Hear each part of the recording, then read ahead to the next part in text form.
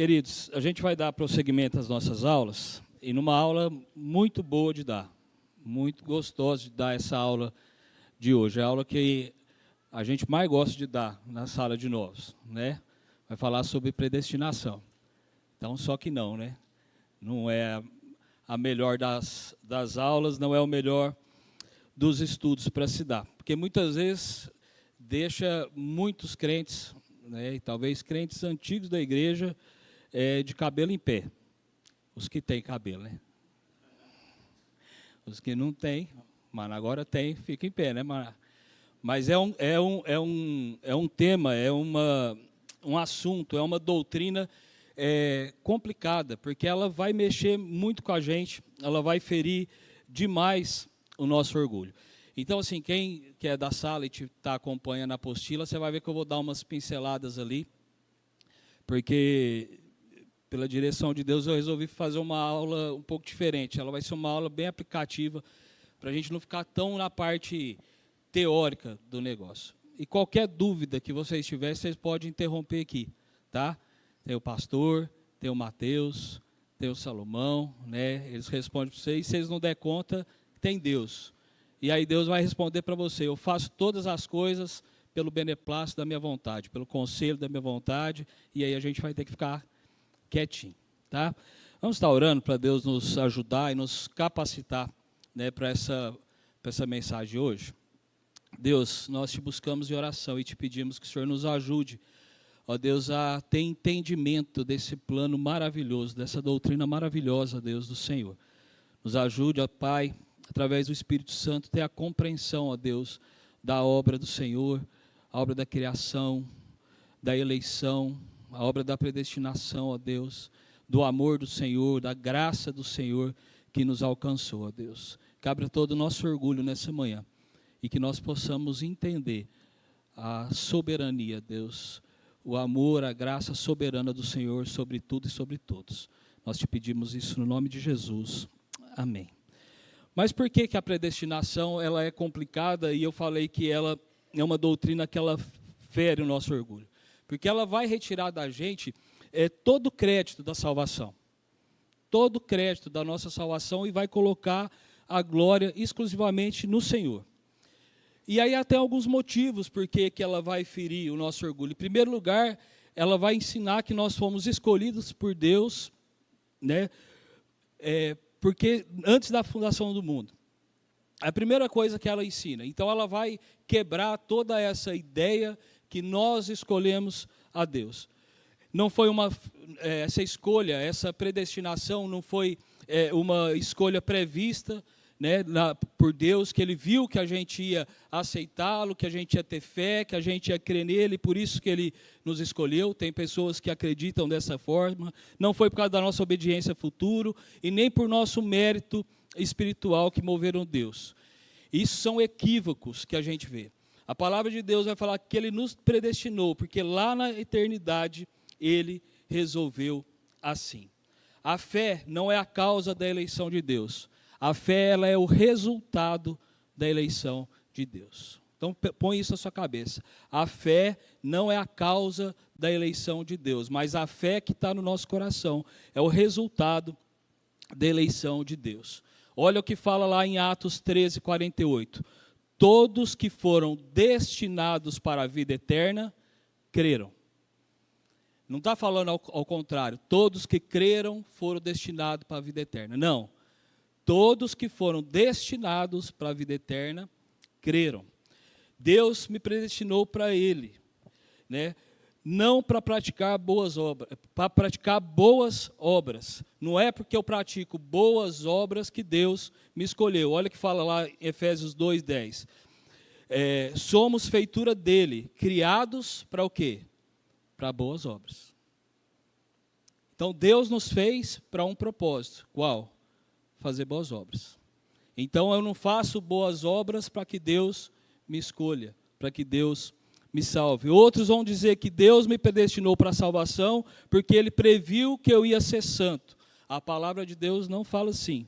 A santificação não é a causa da eleição, mas ela é o resultado da eleição. A Bíblia vai falar em Efésios 1:4 que ele nos elegeu para sermos santos e irrepreensíveis. Então, quando Deus nos escolheu, nos chamou, nos predestinou, Ele nos chamou para a santidade.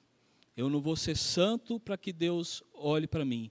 Eu não vou ter fé para que Deus olhe para mim. Eu não vou praticar boas obras para que Deus me salve. Mas é totalmente ao contrário. Porque Ele me elegeu e porque Ele me predestinou, agora eu vivo em santidade, eu tenho fé e faço boas obras. Até aqui tranquilo? Então vamos confirmar. Então isso confronta diretamente o desejo humano de ser reconhecido, de ter participação decisiva, de se sentir que contribuiu de alguma forma para a nossa própria salvação. Em segundo lugar, a eleição e a predestinação, ela declara que a iniciativa vai ser sempre de Deus e não nossa.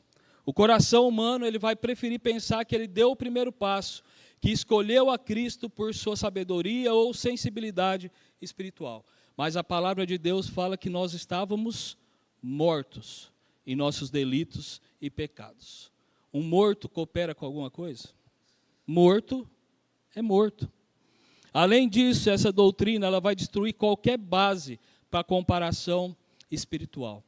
Quando a gente entende que tudo é graça, nenhum de nós podemos nos considerar melhor do que os outros.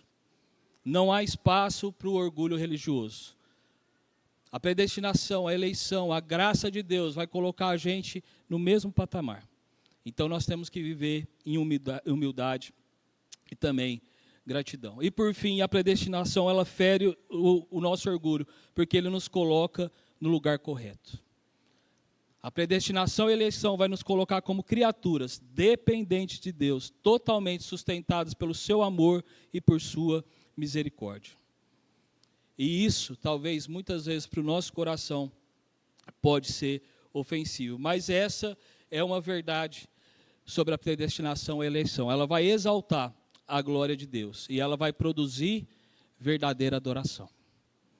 A eleição, a predestinação, ela vai produzir verdadeira adoração e louvor ao Senhor.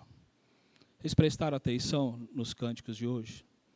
De adoração e exaltação, pelo que Deus fez por nós, por Ele ter nos escolhido, por Ele ter nos predestinado. O reconhecimento de um Deus soberano sobre todas as coisas. A eleição, a predestinação é isso, é nós crermos num Deus soberano sobre todas as coisas. Então, se nessa manhã você não crê que Deus é soberano sobre tudo e sobre todos, você vai ter muita dificuldade nessa doutrina de eleição e de predestinação. Que Deus te elegeu e que Deus te predestinou. Então a pergunta que a gente tem que fazer, nós cremos integralmente na soberania de Deus? Primeira pergunta, você crê totalmente na soberania de Deus? Deus é soberano sobre tudo e sobre todas as coisas para você, sobre homens, mulheres, crianças, animais, natureza, etc. Você crê nisso? Nessa soberania de Deus sobre tudo? Porque a gente só vai ter a verdadeira compreensão da eleição e da predestinação quando eu crer completamente na soberania de Deus sobre tudo e sobre todos. A palavra de Deus vai falar que Deus é soberano sobre a natureza, é soberano sobre os animais, é soberano sobre os homens. A Bíblia vai falar assim, lá em 1 Reis, no capítulo 17, de 1 a 6, vai falar assim, então Elias, o tisbita, dos moradores de Gileade, disse a Acabe, vive o Senhor Deus de Israel, perante cuja face estou, que nesses anos nem orvalho, nem chuva haverá, senão segundo a minha palavra. Deus conduzindo o quê? A natureza. Soberano sobre a natureza. Não vai chover, não vai ter orvalho, senão segundo a palavra dele. Depois veio a ele a palavra do Senhor, dizendo, retira-te daqui, vai para o oriente e esconde-te junto ao ribeiro de Querite, que está diante do Jordão. E há de ser que beberás do ribeiro, e eu tenho ordenado aos corvos que ali te sustentem. Deus controlando a natureza, Deus controlando o homem, Deus controlando os animais. Ele fala assim, foi pois Foi, pois, e fez conforme a palavra do Senhor, porque foi e habitou junto ao ribeiro de Querite, que está diante do Jordão. E os corvos lhe traziam pão e carne pela manhã, como também pão e carne à noite, e bebia do ribeiro. Deus controlando a natureza, Deus controlando os homens, Deus controlando também os animais. A gente vê o controle de Deus sobre a natureza, quando Ele cria todas as coisas em Gênesis, e a apostila vai dar diversos versículos aqui para nós, sobre os homens. Salmo 22, 28 vai falar assim: pois do Senhor é o reino, e é Ele quem governa todas as nações. Então, a gente precisa aprender sobre a soberania de Deus. Nós precisamos crer na soberania de Deus, um Deus soberano que age segundo sempre o conselho da sua palavra. Dito isso, dito sobre essa soberania de Deus, nós vamos entender agora essa eleição de fato e a predestinação à luz da palavra de Deus. A palavra de Deus vai falar que Deus nos escolheu nele em amor. E como eu falei no começo, a doutrina da predestinação, que causa para muitos um verdadeiro desconforto, ele vai falar para nós, na verdade, de um ato de graça, de um Deus livre, que exerceu em favor de pecadores que mereciam a condenação. Não foi isso que a gente aprendeu domingo passado? Que todos pecaram, que todos tinham a necessidade do Senhor. A doutrina da eleição e predestinação vai nos ensinar isso, né? Que Deus, Ele escolheu alguns pela sua graça e seu amor. Deus livremente exerceu em favor de pecadores que merecem a condenação e mereciam a condenação eterna. Pensar nos sofrimentos eternos, sim, que deveria causar desconforto no nosso coração. Pensar como seria depois, sem a graça de Deus sobre a nossa vida, que deveria causar esse desconforto no nosso coração. Não a escolha de Deus. Não o fato dele ter te predestinado e escolhido. Deus nos escolheu, o amor dele nos escolheu. Alguns versículos que falam sobre essa eleição, se você quiser acompanhar comigo. João 15, 16 vai falar assim, ó: não foste vós que me escolhestes a mim. Pelo contrário, eu vos escolhi a vós outros. A ideia é que eu escolho a Deus, que você foi para Deus, que você escolheu a Deus, ela é errada. A ideia daquele, eu encontrei Jesus. Já ouviu essa frase? Nossa, eu encontrei Jesus. Jesus estava perdido? Tadinho. Estava no cantinho, perdidinho, e você foi lá e encontrou ele? Quem que estava perdido? Eu ou você? Tem vezes que você faz até apelo e fala assim, dê uma chance para Jesus. Jesus precisa de chance. De quê? Somos nós que precisamos. A própria Escritura vai mostrar de várias maneiras que não fomos nós que escolhemos a Cristo, mas Deus tomou a iniciativa de nos escolher. João 15, 16 é um exemplo. O próprio Cristo declara que a relação começa com a escolha dele e não nossa. Foi eu que escolhi vocês, não vós que me escolhestes. João 6,44. Abre aí, fazendo um favor, João 6,44. Vai falar que ninguém pode ir a Cristo por si mesmo. Fala, ninguém pode vir a mim, senão o Pai que me enviou não trouxer. Presta atenção, Jesus não está dizendo, ninguém quer. Ele está falando, ninguém pode. Não é que ninguém quer ir a Jesus. Na verdade, ninguém pode. A incapacidade humana vai exigir sempre a ação de Deus. Ninguém pode. Não é que você não quer, você não pode ir para Deus, se não for a ação direta de Deus. João 1, 12 e 13 vai falar que o novo nascimento não depende da vontade humana. Vai falar assim, os quais nasceram do sangue, os quais não nasceram do sangue, nem da vontade da carne, nem da vontade do homem, mas de quem? De Deus. A fé salvadora é fruto do novo nascimento. O coração humano também é espiritualmente morto. Efésios 2, 1 vai falar, ele vos deu a vida, estando vós mortos nos vossos delitos e pecados. Então, toda a ação a gente vai ver que é de Deus. A fé, vai falar que a fé é o que na Bíblia? É um dom de Deus. Porque pela graça sois salvos mediante a fé, e isso não vem de vós, é o quê? Dom de quem? De Deus. É dom de Deus. A salvação inteira, inclusive a fé, é apresentada como uma dádiva divina para nós. A escolha de Deus, ela precede qualquer ação humana. Nos escolheu nele, antes da fundação do mundo. Efésios, capítulo 1, verso 4.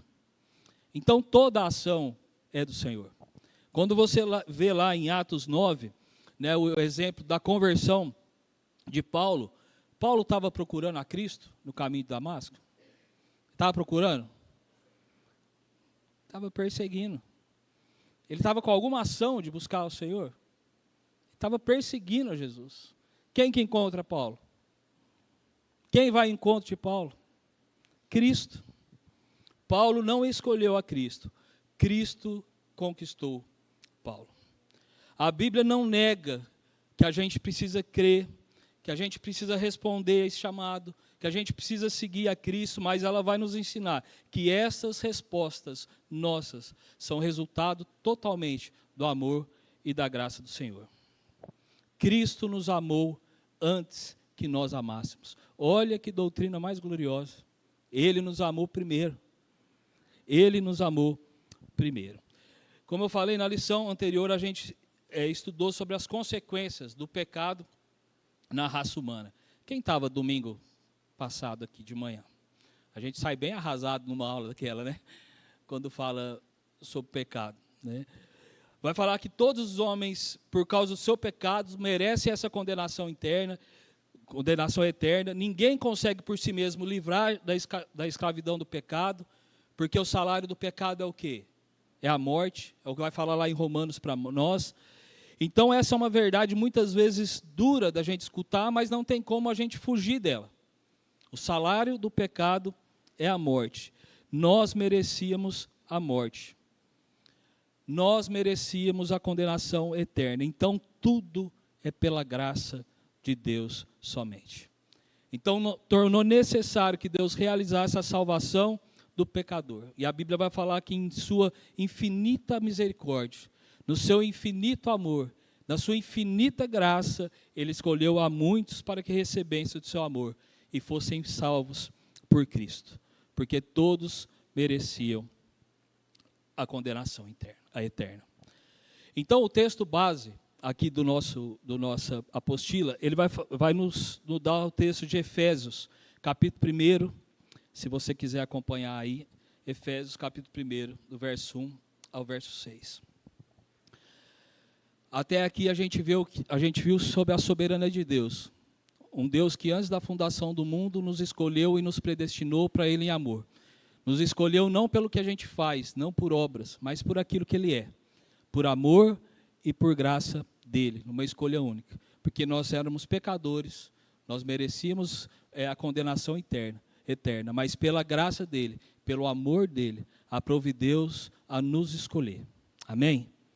Então não tem doutrina mais linda do que essa e a gente vai entender isso agora de uma melhor forma. O texto vai falar assim, primeiro Efésios, capítulo 1, do verso 1 a 6.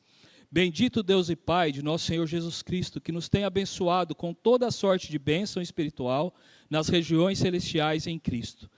Assim como nos escolheu nele, antes da fundação do mundo, para sermos santos e irrepreensíveis perante Ele, e em amor nos predestinou para Ele, para a adoção de filhos, por meio de Jesus Cristo, segundo o beneplácito, ou consentimento, ou a aprovação da sua vontade, para louvor da sua glória, de sua graça, que Ele nos concedeu gratuitamente no amado.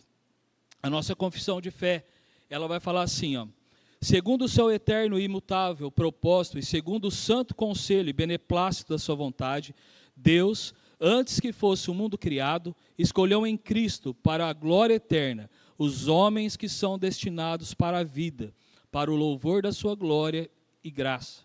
E ele os escolheu de sua mera e livre graça e amor, e não por previsão de fé ou de boas obras, e perseverança nelas, ou de qualquer outra coisa na criatura, que isso o movesse como condição ou causa. Coisas que a gente já falou.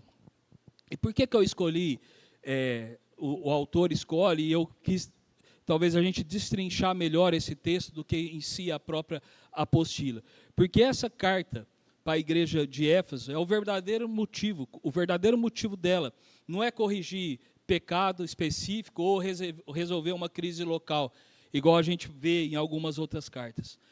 Mas o verdadeiro propósito da carta de Efésios é revelar à igreja, para revelar a nós a grandeza do plano eterno de Deus, que Ele realizou em Cristo, e mostrar como esse plano precisa moldar a nossa vida. Como esse plano precisa moldar a vida da igreja. Então, quando você lê a carta de Efésios nessa perspectiva, que é a criação da igreja, o plano eterno de Deus para a igreja, como Deus quer mostrar esse plano para a sua igreja, e como que Ele quer que essa igreja se ajuste a isso, se molde a isso, e viva uma vida santa. Então, quando você for ler o livro de Efésios, lê essa semana, nós estamos sem desafio essa semana, esse mês, né? Lê o livro de Efésios nessa perspectiva. De um Deus soberano que te criou e quer mostrar para você como você precisa conduzir a sua vida. É revelar esse plano eterno de Deus. A Bíblia vai falar que Paulo leva a essa igreja a conhecer isso. Mostrar essa salvação que faz parte desse plano estabelecido antes da fundação do mundo. Esse é o objetivo de Paulo para nós, é firmar a identidade de Cristo em nós. E a carta ensina que a igreja não é um ajuntamento apenas humano, mas é um corpo de Cristo formado por judeus e por gentios para reconciliar esse povo. O propósito da carta de Efésios é separar a teologia, não separar a teologia da prática. Porque muitas vezes nós separamos o conhecimento do que de fato é prático, infelizmente. Muitas vezes nós temos um entendimento muito grande da palavra, mas não praticamos essa palavra. E o que Paulo quer mostrar para nós, que a gente precisa conhecer, mas acima de tudo, nós precisamos praticar o que a gente conhece. Porque senão fica um conhecimento vão e sem sentido. Paulo também escreve essa carta para preparar a igreja para a batalha espiritual. A gente vai ver isso lá em Efésios 6, de 10 a 18. Mas eu queria falar mais agora nesse começo da carta. É onde que de fato vai falar sobre a nossa eleição e a nossa predestinação. Essa carta é talvez das mais importantes escrita por Paulo. É a chamada cartas escritas da prisão, né? Foi na sua primeira prisão em Roma, onde ele esteve ali por 2 vezes. Ele vai falar isso no verso 3, ele vai falar isso no verso 4, ele vai falar isso também no verso 3, no capítulo 3, no verso 13. E a razão que Paulo está preso ali é porque ele pregava esse evangelho. Por causa da pregação do evangelho. Eu falei do propósito da carta, né? Como era edificar a igreja dele. Se a gente vê lá no livro de Atos, você vai ver que Paulo foi o fundador dessa igreja, então talvez ele se sentia na responsabilidade de cuidar. Quando a gente lê o livro de Atos, vai falar que foi a igreja que mais tempo Paulo passou, se eu não me engano, foram 3 anos na igreja de Éfeso, estruturando essa igreja, né? E agora Paulo está preso porque ele estava divulgando, pregando esse evangelho aos gentios. Então, o alvo da carta é esse, né? É uma divisão simples para poder explicar o que de fato é teologia e o que de fato é vida prática na vida da igreja. Eu anotei algumas coisas aqui, mas eu quero ir direto na parte da eleição e da predestinação. A gente vai ver no capítulo, no comecinho da carta, o papel de Deus Pai nessa eleição, na predestinação, na salvação da igreja, né? E esse texto aqui, nós temos diante de nós, se a gente voltar um pouquinho aí, se você puder voltar e acompanhar comigo, essa passagem que eu li do verso 1 ao verso 6, na verdade, ela é uma parte maior, que vai até o verso 14. E até então, até eu escutar uma aula essa semana, eu nunca tinha reparado nisso. Não sei se você já tinha reparado sobre isso. Mas essa parte que vai do verso 13 até o 14, é uma frase só. É uma sentença só. Se você reparar aí, não tem ponto final. O máximo que vai ter aí do verso 3 ao 14 é um ponto e vírgula. E os tradutores manteram isso certinho, pelo menos nessa versão nossa, na Almeida. O máximo que você vai achar um ponto e vírgula. A ideia é que Paulo começou a falar a respeito desse plano de Deus numa única sentença, num único propósito, num plano único, que é a elaboração e a criação da igreja na eternidade. Então nós, como igreja, nós somos planos de Deus. A igreja, ela não é uma invenção humana. A igreja, ela é propósito de Deus para nós. Então aqui a gente não está só para um ajuntamento, a gente não está aqui só para nos divertir, nós estamos aqui com um propósito maravilhoso de Deus, que começou no amor dele, na graça dele, no perdão dele, com o propósito que sejamos santos e irrepreensíveis, que possamos representar a imagem de Deus aqui na terra. Então, quando a gente começa a entender essa percepção desse amor da predestinação de Deus, a gente começa a olhar a vida cristã de uma maneira diferente. Porque quando a gente tem a ideia que a gente escolhe a Deus, a força e a soberania parece que está na gente. Mas está naquele que nos criou. O vaso pode falar para o oleiro a forma que ele quer ser?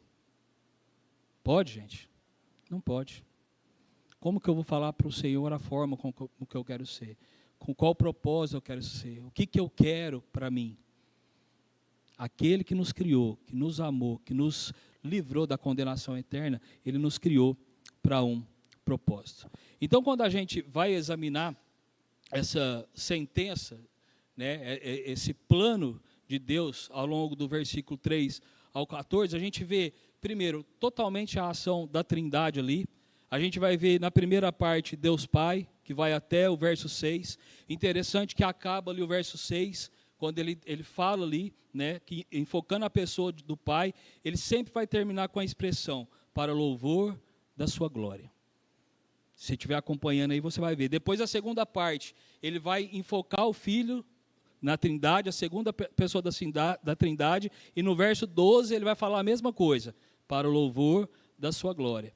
Depois, no verso 13, terminando, no verso 14, ele vai falar sobre o Espírito Santo, e no verso 14 ele vai usar a mesma expressão, em louvor da sua glória.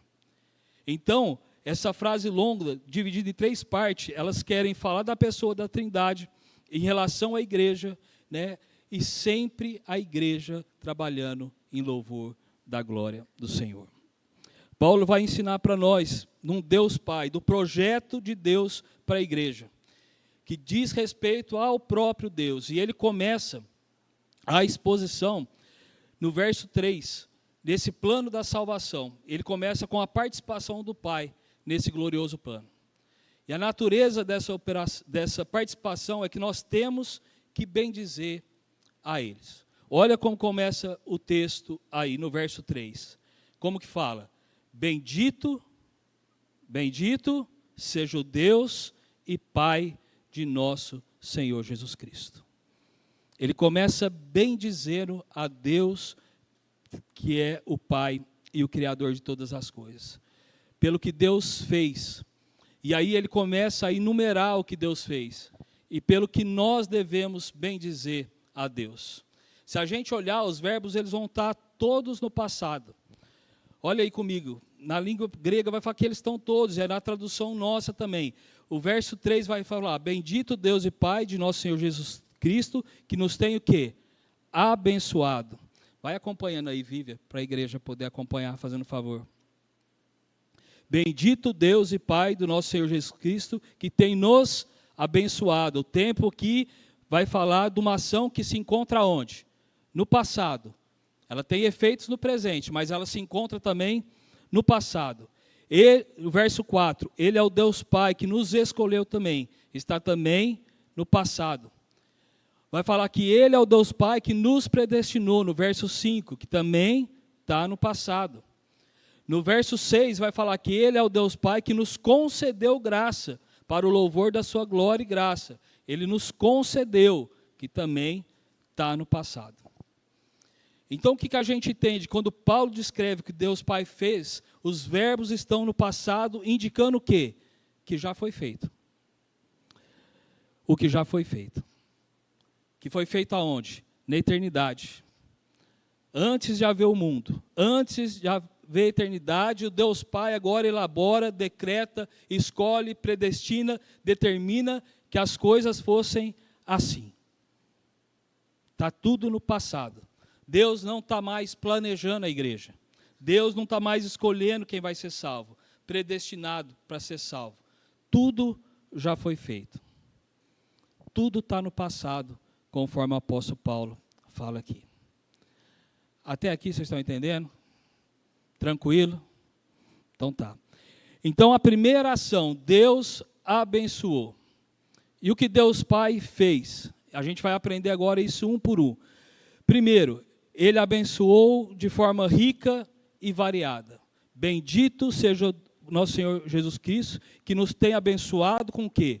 Com toda sorte de bênção. Que bênçãos são essas? As mais ricas e as mais variadas possíveis. Toda sorte de bênção espiritual, de todo tipo, de toda variedade, de bênçãos espirituais. E é interessante que Paulo ele poderia também ter falado das bênçãos materiais, porque elas também vêm de Deus. As bênçãos materiais também vêm de Deus. Mas as espirituais, elas têm precedência das espirituais. As bênçãos materiais, como saúde, riqueza, prosperidade, bens, elas têm a ver com esse mundo aqui. Ela tem a ver com esse mundo que vai passar, mas as bênçãos espirituais têm a ver com a eternidade, com o mundo vindouro, com o mundo que se aproxima, que Deus está criando em Cristo Jesus. Por isso que Paulo vai falar que as nossas bênçãos são aonde? Espirituais. Em quais lugares? Na região celestial. Você vai ver Paulo usar muito, se referindo muito a essas bênçãos celestiais, invisíveis para nós, mas onde habita o Pai, onde habita Jesus e onde também habita o Espírito Santo. E ele vai falar que essas bênçãos espirituais, elas estão aonde? Tem abençoado com toda a sorte de bênçãos espirituais nas regiões celestiais, em quem? Em Cristo. Qual que é o meio das bênçãos de Deus? Cristo. Se você olhar aí, no verso final vai falar que todos foram dados por Cristo. Se você notar, nesse capítulo de Efésios, Paulo está dizendo que Deus fez isso em Cristo, que Ele nos concede em Cristo, que Ele faz em Cristo, em Cristo. Então o critério pelo qual Deus nos abençoou vai ser sempre na pessoa de Cristo. Sempre na pessoa de Cristo Jesus. É através de Cristo que Deus nos alcança com seu favor e com sua graça. É através de Cristo que nós vamos a Deus. Sem Cristo, nós nunca íamos nos interagir com Deus. Tudo é Cristo. Ele nos escolheu em Cristo, Ele nos abençoou em Cristo, Ele nos predestinou em Cristo. E a nossa salvação está onde? Em Cristo. Então, a primeira razão pelo qual nós bem dizemos que o apóstolo Paulo vai falar que Deus é bendito, bendito o Deus e Pai do nosso Senhor Jesus Cristo, é porque Ele nos abençoou com toda a sorte de bênção espiritual nas regiões celestiais. E isso nos torna um povo abençoado espiritualmente, um povo cheio de graça e cheio de misericórdia de Deus. Amém? Tivesse na Assembleia, eu tinha pulado e batido palma. Não é? Por causa de Cristo, nós somos um povo abençoado espiritualmente. Um povo cheio da graça e da misericórdia de Deus. Amém. Amém. Paulo vai falar, ele vai enumerar duas bênçãos, né? Porque elas procedem. Por que ele vai falar de duas bênçãos? Por que Deus é bendito? Né? Ele vai falar que Deus é bendito, por toda a sorte de bênção, ele abre o leque para um monte de coisa, só que na sequência do texto ele vai enumerar duas. Parece que ele dá um ar de prioridade nessas duas. Ele vai falar assim, porque delas vai proceder todas as outras. E é o que a gente precisa prestar atenção nesse texto. Ele fala que nós somos abençoados com toda a sorte de bênção, mas na sequência ele fala que tem duas. E a primeira bênção que ele vai falar no verso 4, ele vai falar assim, assim como nos escolheu nele. Então ele fala que as bênçãos de Deus, bendito é o Deus que tem nos abençoado com a sorte de bênção, com todas as bênçãos em Cristo. E aí ele faz uma comparação, assim como ele nos escolheu nele, antes da fundação do mundo, para sermos santos e irrepreensíveis perante ele. A primeira bênção que Paulo vai falar para nós, depois dele abrir o leque, vai falar assim como ele nos escolheu, a escolha de Deus. Nós precisamos bem dizer o nome de Deus, porque ele nos escolheu. Porque ele nos elegeu. E ele nos elegeu quando? Antes da fundação do mundo. Isso causa estranheza para você? Que Deus te escolheu antes da fundação do mundo? Um Deus que não faz acepção de pessoas? Talvez você pense assim, mas como que Deus escolhe um e não escolhe outros? Não é? Quando você escolhe uma pessoa, de repente você deixa outra de lado. Se Deus não tem acepção de pessoas, como é que nós podemos falar a respeito da escolha da parte de Deus? Só que Paulo, aqui para nós, ele vai falar que a primeira bênção que está na lista dele, no topo da lista, aqui é que ele nos escolheu. A consciência de Paulo sobre essa eleição. Paulo ele tem a consciência total que ele faz parte de um povo escolhido de Deus. E pelo fato dele fazer parte de um povo que Deus escolheu, Deus é bendito. Porque Deus me escolheu, bendito seja o nome dele. Não vai gerar questionamento no meu coração. Por que Deus me escolheu e não escolheu outro? Para Paulo fica bem claro que o motivo da escolha de Deus é bem dizer o nome de Deus. Só que ele fala mais. Ele fala assim, quando ele usa aqui no plural, nos escolheu, ele tem a certeza que os cristãos de Éfeso, para quem ele estava escrevendo, também faz parte desse povo escolhido. Então ele sabe que a escolha não estava só nele. Deus tinha escolhido quem? Um povo. Deus tinha escolhido a igreja presbiteriana de Frutal. Amém? Tinha escolhido. Talvez não todos que estão aqui. Pode acontecer. Eu não sei. Né? Nós vamos ver isso semana que vem, a certeza de salvação. Aí você vai entender se você de fato é um escolhido ou não. Mas ele usa o plural aqui. Então a eleição do Senhor é um motivo de louvor. Eu não sei o que você pensa a respeito da escolha ou da eleição. Eu não sei o que você pensa, mas uma coisa a gente pode ter certeza. Tem que ser motivo de gratidão. Era motivo de bem dizer a Deus. Não é motivo de ficar chateado ou preocupado. Mas a escolha soberana de Deus é motivo de louvor e de adoração. Bendito seja Deus, porque nos escolheu antes da fundação do mundo para sermos santos e irrepreensíveis. O motivo da sua escolha é você bem dizer o nome do Senhor. E quais são as características aí dessa escolha? Nossa, eu não vou dar conta de acabar isso hoje. Quais são os motivos aí da escolha divina? Se você notar, Paulo vai dizer alguns aspectos dessa escolha. Primeiro, essa escolha ela foi aonde? Antes da fundação do mundo. O mundo não tinha sido criado, a terra não tinha sido povoada, a raça humana ainda não existia e Deus faz essa escolha. Ou seja, Deus não nos escolhe pelo nosso comportamento, pelo nosso mérito, pela nossa moralidade, pela nossa fé.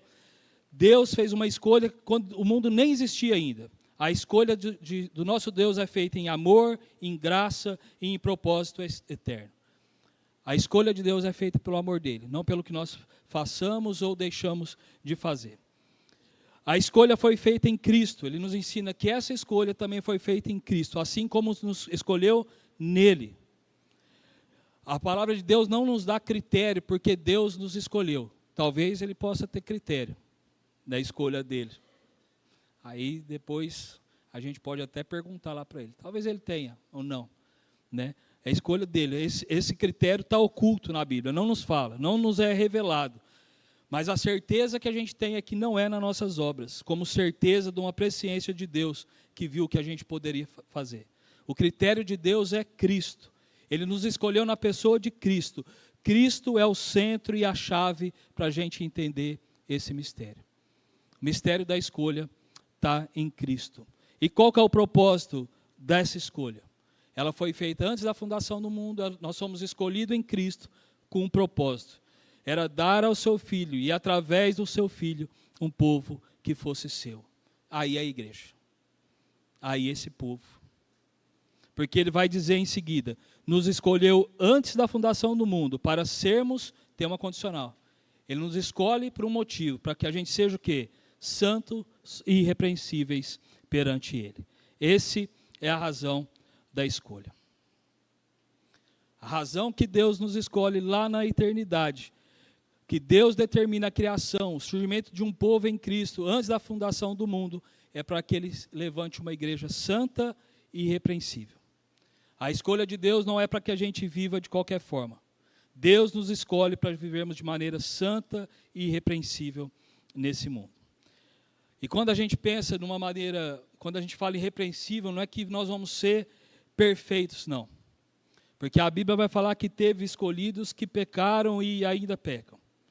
Mas quando a Bíblia vai falar para nós de um povo irrepreensível, é que o alvo de Deus é que esse povo não seja conhecido por ser um povo mentiroso, fofoqueiro, desonesto, imoral, desobediente, avarento, perverso, impuro, pervertido. Nós somos chamados para ser santos e viver de uma maneira irrepreensível, não mentindo, não fofocando, não sendo desonestos, não sendo imorais, não sendo desobedientes, não sendo avarentos, nem perversos, nem impuros e nem pervertidos. Mas um povo que anda diante de Deus, um povo que ama Deus e que quer fazer a vontade de Deus. E as implicações dessa escolha, ela é séria. Porque quando Deus nos escolheu, o alvo da escolha de Deus, as implicações elas são extremamente graves e sérias. Porque tem pessoas que acham que são eleitas, que fazem parte desse povo eleito, que fazem parte da igreja, mas a vida dela não mostra nenhuma eleição. Então, como é que você sabe se a pessoa ou se você faz parte de um povo escolhido? Deus te escolheu para viver de uma maneira santa e irrepreensível. Nós não podemos viver de uma maneira imoral, de fornicação, de mentira, de prostituição, de impureza, de adultério e de desonestidade.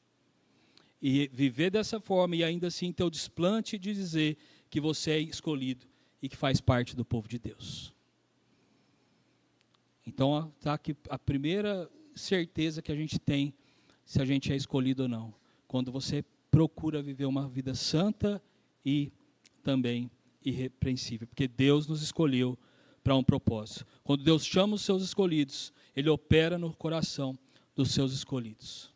E é aí que a gente chama de essa transformação de novo nascimento e em seguida processo de santificação. Foi esse o motivo que Deus nos escolheu. E eu peguei uma frase do Heber Campos Júnior que eu achei sensacional quando ele fala a respeito de escolha. Ele fala assim: aonde não há santidade, também não houve escolha. Aonde não há santidade, também não houve escolha. Se você não procura santidade, provavelmente você não é um escolhido de Deus. Não é que essa santidade vai fazer que eu mereça a escolha, mas ela é um reflexo da escolha graciosa de Deus na fundação do mundo. Bendito Deus e Pai, que nos escolheu antes da fundação do mundo para sermos santos e irrepreensíveis perante Ele. A segunda bênção, ele vai falar que a primeira, ele fala Bendito seja o Pai que nos abençoou com toda a sorte de bênção, não é? Ele abre o leque, de repente ele já fala de uma primeira bênção, que é a escolha, que nos escolheu, mas ele vai falar de uma segunda bênção, que aí também mexe com a gente, né? Que muitas vezes a gente não entende. Eu ia falar que essa segunda bênção é a predestinação. E assim como essa eleição, ela também é complicada e deixa muita gente de orelha em pé. Ele vai falar assim no verso 4, que em amor nos predestinou para onde? De novo para Cristo, para Ele. Para a adoção de filhos por meio de quem? Jesus Cristo, segundo o beneplácito da sua vontade. Qual que é a diferença? Esse também eu peguei uma colocação do pastor Heber Campos aqui. Qual que é a diferença entre eleição e predestinação? Qual a diferença entre predestinação e escolha? Porque o verso 4 vai falar que ele nos escolheu, mas o verso 5 vai falar que ele nos predestinou. A escolha, a eleição, a eleição é o ato em que Deus separa a humanidade da humanidade aqueles que Ele quis. É um ato soberano, por critérios que nós não conhecemos, que não são revelados, mas fazem parte da soberania de Deus, em que Ele separa e escolhe antes da fundação do mundo um grupo de pessoas para serem santos e irrepreensíveis dele. Isso a gente viu. E o que é predestinação? Predestinar é o destino que Deus dá na eternidade a essas pessoas. Escolha é separação. Predestinação é o caminho dos escolhidos. Então, escolha é quando Ele nos separa. Predestinação é o caminho que Ele vai dar para esses que foram escolhidos. Até aqui, beleza? Então, vamos lá. Gente, talvez eu vou passar uns 10 minutinhos. Você vai ter paciência hoje, tá? Hoje está fresquinho, né? Não sei se vai ter almoço na sogra. Se ter, segura um pouquinho, tá? Qual que é os destinos dos escolhidos? Para aqueles que foram escolhidos, a resposta de Paulo está aí no verso 5, em duas palavrinhas. Por que que eles foram escolhidos? Verso 5 vai falar que Ele nos predestinou para quem? Para Ele. Por que que Deus nos predestinou?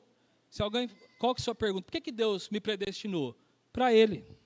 Para sermos seus.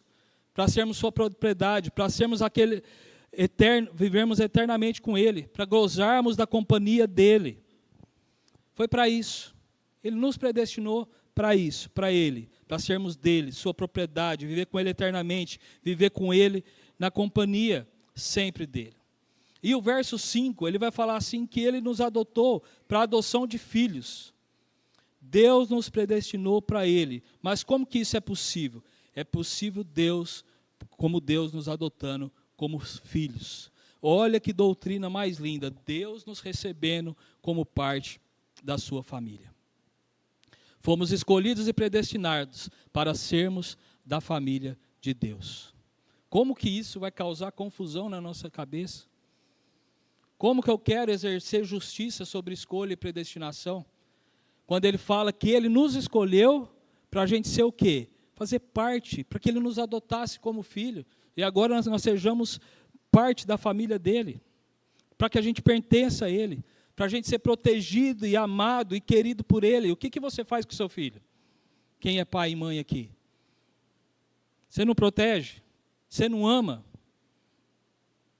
A Bíblia está falando que Ele nos escolheu para isso, para que agora nós sejamos filhos dEle, que Ele nos ame, para que Ele nos proteja, para que nós somos amados e queridos dEle. Predestinação é para isso. E essa predestinação, ela tem muitas implicações. Primeiro, nem todos são filhos de Deus. Nem todos são filhos de Deus. O fato de você ser um ser humano não quer dizer que você é filho. A palavra de Deus vai falar que filhos são aqueles que foram escolhidos e predestinados para isso. É preciso que haja vocação. É preciso que haja um chamado para que você seja, de fato, filho de Deus. E como que é que Deus chama esses escolhidos deles? Como que Deus chama os escolhidos dele? A palavra de Deus vai falar que é através do quê? Da pregação do Evangelho. É através dessa decisão, dessa escolha. e uma série de outras coisas que a gente vai ver, nós vamos chegar lá. Mas o ponto central da predestinação é destacar o que Paulo estava destacando aqui. Que a predestinação era para que nós nos tornemos filhos de Deus, família de Deus. E não é possível ser filho de Deus se não for por essa via que Ele nos chamou, que Ele nos convocou em Jesus. Aliás, se Ele não nos chamar, se Ele não nos convocar, ninguém vai querer ser filho de Deus. Se o Senhor Deus não nos chamar, não nos convocar, ninguém vai querer ser filho dele. Olha o que fala em Romanos 3, a partir do verso 10. Não há justo nenhum sequer, não há quem entenda, não há quem busque a Deus. Todos se extraviaram a uma, se fizeram inúteis, não há quem faça o bem, não há um sequer. A garganta deles é sepulcro aberto, com a língua urda engano, veneno de víbora está sobre seus lábios. A boca eles têm cheia de maldição e amargura. São os seus pés velozes para derramar sangue. Nos seus caminhos há destruição e miséria. Desconhecem o caminho da paz. Não há temor diante dos seus olhos. Não há um justo, nenhum sequer. Não há quem entenda, não há quem busque a Deus. Então esse caminho é só se o nosso Deus nos chamar e nos convocar. E qual que é a razão da nossa predestinação? O verso 5 vai falar, por meio de Jesus Cristo. Lembra que a gente falou lá no começo? Que quase todo versículo tem por Cristo, por meio de Cristo, através de Cristo, nada sem Cristo. Nada sem Cristo. Ele nos escolheu em Cristo, nos predestinou através de Jesus. Ele é o mediador entre Deus e os homens. Nele nós temos essas bênçãos, por causa de Jesus. Amém? E ele fala assim, Deus fez isso, nos predestinou para Ele, para a adoção de filhos, no verso 5, por meio de Jesus. Só que no final do verso 5 vai falar que Ele fez segundo o quê? Segundo o beneplácito da sua vontade. Que palavra difícil é essa? O bom prazer da vontade dEle. Conselho da sua vontade, da sua boa vontade, do seu bom prazer. Então, se alguém te perguntar, por que Deus fez isso? Por que Deus escolheu você? Por que Deus te predestinou? O que você vai responder para ele? O que vocês vão responder? Segundo o beneplácito da sua vontade, conselho infinito da sua vontade. Essa é a pergunta, essa é a resposta para essa pergunta. E quando a gente trata desse assunto, talvez está passando no seu coração. Deus sabia que Adão ia pecar? Claro. Deus sabia que o pecado ia entrar no mundo? Sim, sabia. Deus sabia que a humanidade, a sua maior parte, ia querer ir para o inferno, porque não queria se arrepender? Claro que Ele sabia. A resposta bíblica é essa. Então, por que Deus criou o mundo assim mesmo? A resposta, segundo o beneplácito da sua vontade, para o louvor da sua glória. Não tem outra resposta na Bíblia. Não queira achar outra resposta na Bíblia. A Bíblia vai falar que Deus, na sua eternidade, Ele fez isso. Ele sabia todas as coisas que iriam acontecer. Agostinho, o pai da igreja, ele vai falar assim, ele tentou explicar isso da seguinte maneira, ele fala assim, lá no paraíso, eu podia pecar. Depois que eu pequei, lá no paraíso, eu não posso não pecar. Depois que a graça de Deus me alcançou, eu posso não pecar. Mas quando vier o estado eterno, eu não posso mais pecar. Deus sabia de todas as coisas, o que ia acontecer. Por isso Ele prepara Jesus, nos dá esse plano redentor, para que agora, lá na glória, com Ele, não haja mais pecado. Para que a gente não tenha mais a escolha. O tal do livre-arbítrio, que nem não aparece na palavra de Deus, não tem essa palavra, né? E a gente gosta de usar, que Adão teve lá quando pecou. Agora, na volta de Jesus, a gente tiver um corpo glorificado, lá não entrará mais pecado. O plano de Deus se conduziu para isso. E é para lá que nós vamos nos encaminhar. E essa frase, eu não posso mais pecar, vai estar sempre no nosso coração. A entrada do pecado no mundo, a morte, a destruição, a morte de Cristo, a ressurreição e finalmente a glória eterna. Esse é o plano de Deus. Ele é sábio, ele é profundo e nós nos curvamos diante dele em adoração. Não adianta querer questionar isso. Ele é sábio e ele é profundo. É o que ele vai explicar lá em Romanos 11, do 33 ao 36. Ó profundidade da riqueza, tanto da sabedoria como do conhecimento de Deus.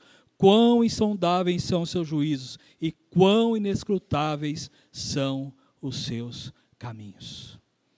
O plano do Senhor, ele é perfeito. Paulo chega a falar assim, ó profundidade da riqueza, tanto da sabedoria como dos conhecimentos de Deus, quão insondáveis são os seus juízos e quão inescrutáveis os seus caminhos. A gente não vai entender. A resposta que a gente tem sobre isso é, porque aprove a Ele. Deus é soberano. Deus faz o que Ele quer. É como ele fala em outra passagem da Bíblia, quem é você para discutir com Deus? O que é que você sabe? Ou é como Deus fala para Jó, quando Jó está se queixando da vida, e Deus aparece para ele e fala assim, cara, onde estava você quando eu criei o mundo? Onde você estava quando eu fiz todas as coisas? Queria te falar uma coisa nessa manhã, meus queridos, para a gente já ir concluindo, quase para o final aqui. Eu sei que essa doutrina, muitas vezes, da soberania de Deus, da escolha, da predestinação, ela é muito difícil para a nossa natureza humana. Eu penso que nos seminários isso deve dar muita conversa sobre isso. Eu sei que ela deve ser muito difícil, mas não diga que ela é antibíblica, porque ela está na palavra de Deus. Se a gente pegar na nossa apostila aqui, ela tem mais de 12 versículos que colaboram com isso, falando da eleição e da predestinação de Deus. Talvez você pode dizer, tá, mas eu não consigo compreender. Eu não consigo compreender essa eleição, essa predestinação. Mas saiba de uma coisa, está na palavra de Deus. Ela não está só na palavra de Deus, ela é ensinada na palavra de Deus. Talvez fale assim para você, eu não consigo compreender. Uma coisa que o Weber Campos falou também, até comentei com o pastor antes de trazer esse estudo, ele fala assim, ó, que a gente precisa entender uma coisa, a sua salvação, e glória a Deus por isso, não depende de você compreender isso. A sua salvação não depende de você compreender isso. A sua salvação depende de você estar arrependido dos seus pecados e crer que Jesus Cristo é o Filho de Deus e que não há salvação senão mediante Ele. A sua salvação depende disso, não de uma compreensão exata e perfeita dos decretos de Deus. Nós temos que entender que Deus é soberano, mas a nossa salvação não depende da gente compreender isso ou não. Não depende disso. Depende da gente arrepender dos nossos pecados e crer que Cristo Jesus, a salvação está nele, né? E só nele.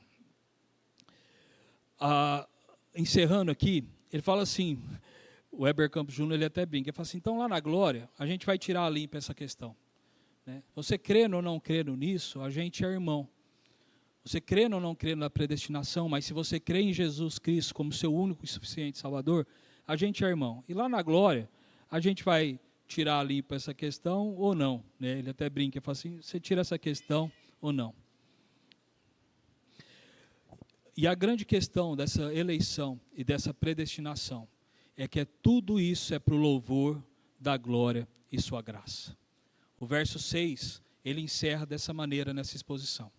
Ele fala que as bênçãos de Deus na região celestiais, espirituais, na região celeste, né, a eleição, a predestinação, o verso 6 vai falar que tudo é para louvor da glória da sua graça. Por que Deus fez isso? Para que a sua graça fosse louvada, recebendo então toda a glória. Por que Deus fez todas essas coisas? Por que Ele nos escolheu Porque Ele nos predestinou. Ele fez isso para louvor da glória da sua graça. Para que na eternidade, os povos redimidos, a nação, o povo redimido por Ele, eu e você, glorifique a Deus dizendo, que graça infinita. Que bondade sem limites de Deus. Que Deus maravilhoso nós temos. É bem dizer o nome de Deus. Não duvidar. Não questionar. Não querer entender o porquê dessa escolha soberana dele. Mas o propósito final é para nós, como povo de Deus, nação santa, povo de propriedade exclusiva de Deus, é que nós glorifiquemos a Deus dizendo, que graça infinita, que amor infinito, que bondade de Deus sem limites, como Deus é maravilhoso. Então, quando você pensar em eleição, em predestinação, pense na bondade, no amor e na graça de Deus sobre a nossa vida, entendendo como esse Deus é maravilhoso. Algumas implicações práticas para a gente acabar aqui, sobre a eleição e sobre a predestinação. Primeira, a salvação dos nossos pecados e da condenação que os nossos pecados merecem. A salvação do inferno eterno e do tormento eterno é um dom de Deus, é obra de Deus. A salvação é obra de Deus Pai, do começo ao fim. Entenda que Ele planejou isso lá na eternidade, antes da fundação do mundo. Ele planejou tudo de forma soberana, em amor. Ele nos elegeu, predestinou um povo para ser dele, para ser filho dele e viver com ele eternamente. Ele fez isso para a sua glória. Por isso que Paulo começa essa parte dizendo, bendito seja o Deus, glorificado seja Deus. Amém. A segunda implicação, se você faz parte desse povo, a nossa vocação é sermos o quê? Santos e irrepreensíveis. Se você foi eleito e predestinado, a única parte nossa agora é sermos o quê? Santos e irrepreensíveis. Quem diz assim, uma vez salvo, salvo para sempre, fui predestinado, nunca mais vou perder essa salvação, e vai usar isso agora como desculpa para o pecado, eu duvido muito que essa pessoa seja eleita. Duvido muito que seja eleita. E você pode ter isso no seu coração. Se você falar, uma vez salvo, sempre salvo. Lembro quando eu entrei para a igreja, a gente debatia muito, tinha uma evangelista aqui na igreja, chamava Guta, os mais velhos vão lembrar, né? A gente queria entender algumas coisas, e ela falou, na época, justamente isso. Se você é eleito, você vai viver para a glória de Deus. Então essa ideia, agora você sabe que você é salvo, que você foi escolhido, então deixa a vida me levar, vida leva eu. Lá na frente Deus vai me chamar. Isso não é coração do eleito. Coração do eleito é viver uma vida santa e irrepreensível, desde a época do seu chamado e da sua convocação. Porque uma pessoa que realmente foi eleita, que conheceu o amor de Deus, ela foi humilhada até o pó, ela sabe que ela é pecadora e que ela merece o inferno. Ela nunca vai usar a graça de Deus como desculpa para viver no pecado. Nós nunca vamos usar a graça de Deus para que a gente viva no pecado. A graça não foi de graça. Ela teve preço. E eu não vou viver nessa graça para viver pecando. A nossa vocação é sermos santos e irrepreensíveis. Foi para isso que Ele nos escolheu e nos predestinou. Outra implicação, a gente não conhece, eu não conheço talvez uma outra doutrina que produza mais humildade, profunda e fervorosa gratidão a Deus. A doutrina da predestinação e da eleição, ela tem que trazer profunda humildade e profundo fervor e gratidão a Deus. É quando a gente tem a consciência que você foi escolhido e predestinado por Deus, que a graça lhe alcançou, então longe de fazer a gente ficar orgulhoso, como alguns pensam. Isso tem que mostrar com mais pó e mais cinza nós somos. Isso tem que nos fazer perguntar, Deus, por que tem tantas pessoas, parece que melhores que eu, em condições melhores que eu, de se servirem melhor do que eu? Por que o Senhor foi me escolher? A doutrina da predestinação faz isso. Não faz você ser orgulhoso. Eu sou o bom, Deus me escolheu. Muito pelo contrário.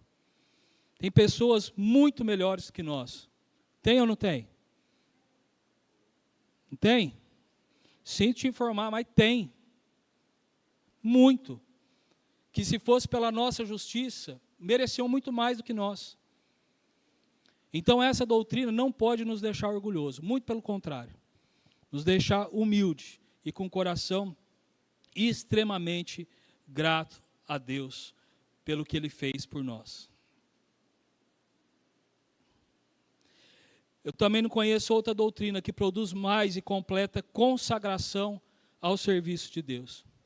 Porque se eu sou grato a Deus, que graciosamente me elegeu e me chamou para ser parte da sua família, o que eu posso viver, o que a maneira que eu vou poder viver, se não agradar a Deus? Se eu sei que Ele me chamou, que Ele me escolheu para fazer parte da família dEle, como que eu vou viver de outra maneira que não agrade a Deus? Se eu sei que Ele chamou o filho que vai ser cuidado, amado por Ele, como que eu vou viver de outra forma? Sem ser que seja agradando a Ele, em serviço a Ele. Aqueles que têm consciência do chamado de Deus, esses são aqueles que servem melhor. Se você tem consciência que Deus te chamou, você vai servir a Deus muito melhor. Outra implicação, amar os meus irmãos é a base para que eu ame os meus irmãos exatamente porque Deus me escolheu e me predestinou. Se nós somos eleitos pelo mesmo Deus, escolhidos pelo mesmo Deus, não tem diferença na igreja. Nós somos todos nivelados na graça. Nós somos todos nivelados no amor eletivo de Deus por mim e por você. Não tem ninguém melhor que o outro aqui. Ninguém. Quando eu entendo a doutrina da predestinação, eu aprendo a amar melhor o meu irmão. E eu sei que ele não é melhor que eu, e eu também não sou melhor que ele. Quando eu aprendo a doutrina da predestinação, não tem nada que vai fazer eu ser mais evangelista, mais missionário. Ao contrário do que você possa estar pensando e imaginando. Se Deus já escolheu aquele, por que eu vou pregar a palavra? Só que essa doutrina, quando ela entra na nossa mente e no nosso coração, ela vai fazer ao contrário. Ela vai fazer a gente sair e pregar. Porque se você soubesse que não tivesse escolhidos de Deus, você ia pregar? A Bíblia não fala que ninguém queria a Deus? Você ia pregar para quem? Mas como eu sei que Deus tem aqueles que Ele chamou, não foi isso que Ele falou lá para Paulo, no livro de Atos? Vai lá e prega, né, na cidade de Coríntios, tem muitos meus aí. Tem muitos de Deus aqui em Frutal, por isso que nós precisamos pregar. Quem são, eu e você não sabe. Mas eles vão ser alcançados através de quê? Da nossa pregação. Então, quando a gente entende a doutrina da predestinação e da eleição, isso vai nos dar mais força ainda para sair e pregar. Porque essa pregação ela vai ter o quê? Efeito. Porque o chamado de Deus é o quê? Eficaz. Ela não vai fazer a igreja parar, não pregar, porque se for escolhido ele vai vir. Não, pelo contrário, ela vai fazer a gente pregar. Quando a gente pensa que a gente não precisa ir, isso vai mostrar um total desconhecimento da palavra de Deus. A gente precisa pregar a palavra de Deus. Que Deus nos dê graça, queridos, nessa manhã. E eu espero que esse ensinamento dessa manhã, essa palavra dessa manhã, ela sirva de consolo, de conforto, mas também de profunda inquietação para a nossa vida. Porque talvez você está fazendo agora a pergunta, eu sou? Eu faço parte? E não faz mal você fazer essa pergunta. Talvez você já tem muitos anos de igreja, 20, 30 anos de igreja. E talvez você está fazendo essa pergunta, será que eu faço parte do povo de Deus? Como é que eu sei?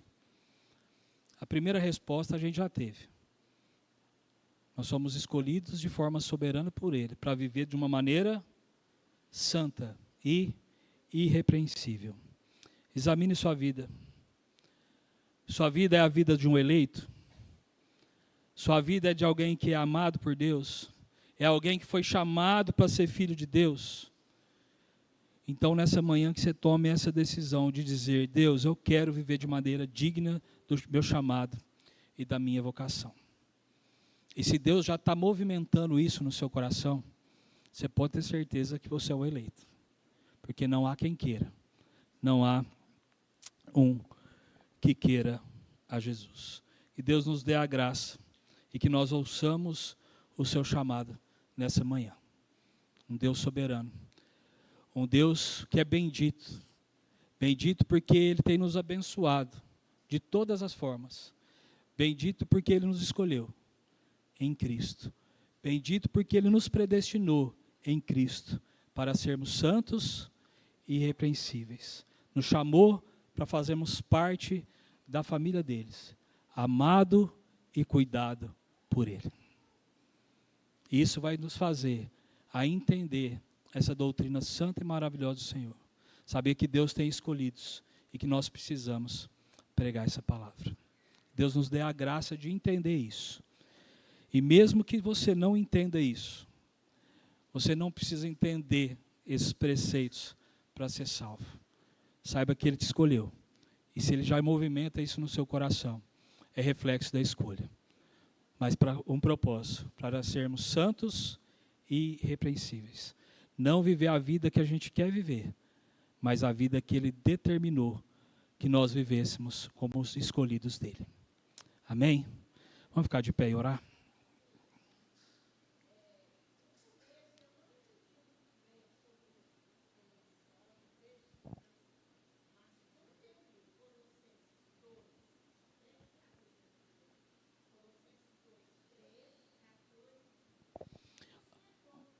Abra aí, Vívia, Colossenses 2, a partir do 13.